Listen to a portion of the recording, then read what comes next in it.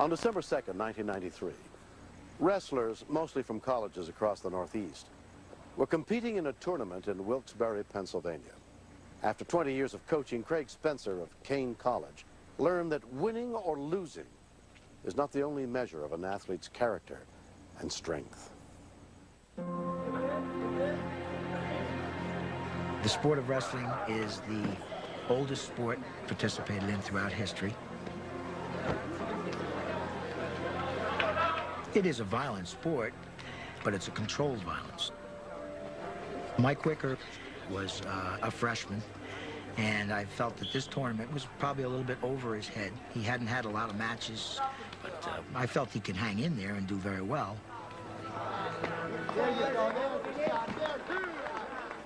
Will Rance, a teammate of Michael's, was also competing in the tournament. I met him when I first started wrestling, and ever since then we just became good friends. It was one of the best matches he wrestled all year. He was up 4-1. You got it right now. Mike was on the bottom, and before he can roll, the guy kicked his arm out.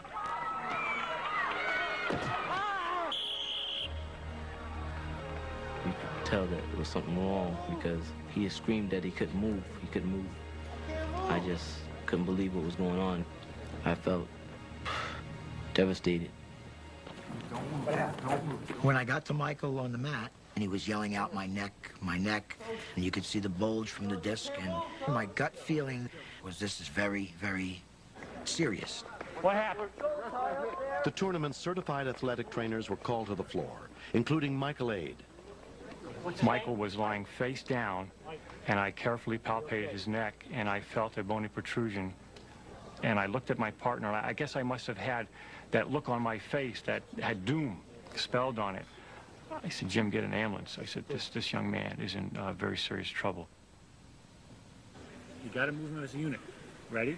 1, 2, 3. We decided we better log roll Michael. Okay. Ready? 1, 2, 3. Well, you got to do everything in unison. And you've got to be very, very careful when you do this, because any twisting, this person could actually be permanently paralyzed or could die. Get his hand, Coach. He tried to get up, and they told him to stay down. They specifically told him, do not move. And that scared him. I could tell that scared him a lot. Get up. You're okay. You're all right. Come on. Relax, Mike. Just relax. Take your breathing a little slower. We had to physically hold him down because he kept on insisting that if I can just move, I will be okay. Coach, I need to get up, Coach. 1 second, he was wrestling great. And the next thing you know, he's injured and he's laying flat on his back waiting for the paramedics to come. It's just incredible how you could just switch just like that. 19-year-old Michael Wicker was taken to Wilkes-Barre General Hospital and put under the care of neurosurgeon David Sedor. The test results showed that Michael had slipped the C4 bone over the C5 bone. He was probably within a millimeter of having permanent devastating damage to his spinal cord. The space for the canal for the spinal cord is very badly narrowed. We're going to have to reduce it. He would have damaged his spinal cord further and eventually gone into cardiopulmonary arrest if he had gotten up and not listened to the advice of the trainer. Michael was put in traction to try to realign the vertebrae in his neck without surgery. He was given a 50-50 chance of recovering.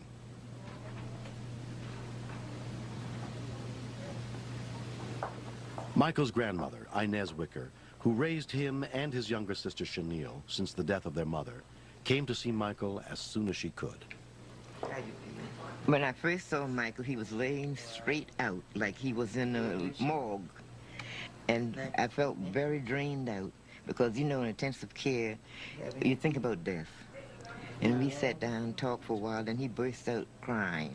Because I think deep down in his heart, he might have thought that he was going to die. The pain will go away, because we want you to get well and come home. He looked so weak. He couldn't move or nothing. He was just stuck in the bed. And I was really scared. Michael means everything to me because he's my only brother. And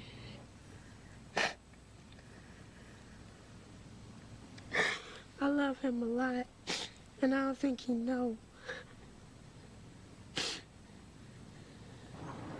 After a second operation to fuse the damaged vertebrae in his neck, Michael spent 2 months undergoing extensive physical therapy. This case is a clear example of how important it is not to move somebody with a critical spinal injury, and I just wish that all the cases could end this happily. Okay, Michael, nice and slow. I'm going to build things up very slow. I'd like to just do If it wasn't for Michael Aid, you know, if I would have got up even a millimeter, I probably wouldn't be here today. And I thank him very much for that. Take it slow. I was just one piece in a very difficult puzzle, and Mike Wicker was a very major part of that puzzle because of his determination and his courage. This young man was literally on a deathbed, and I'm just tickled to death that it turned out this way for him.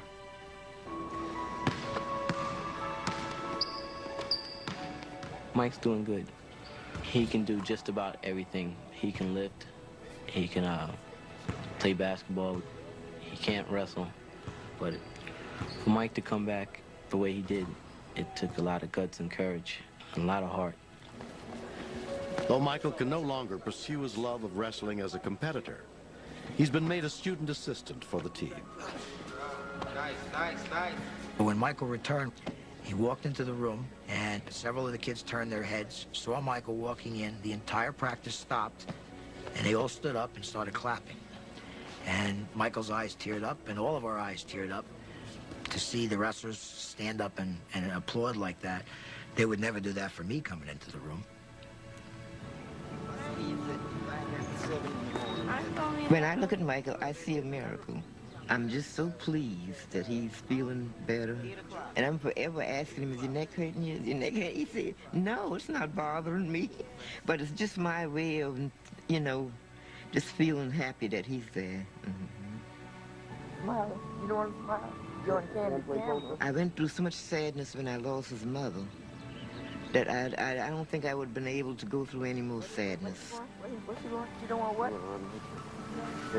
When I look at my sister, sometimes I just see my mother there.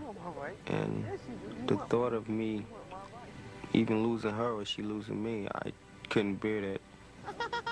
I know it, Joe. You mean it's so crust. I'm real happy because now we can do the same things we were doing before. I like going shopping with Michael because I don't have to pay for nothing.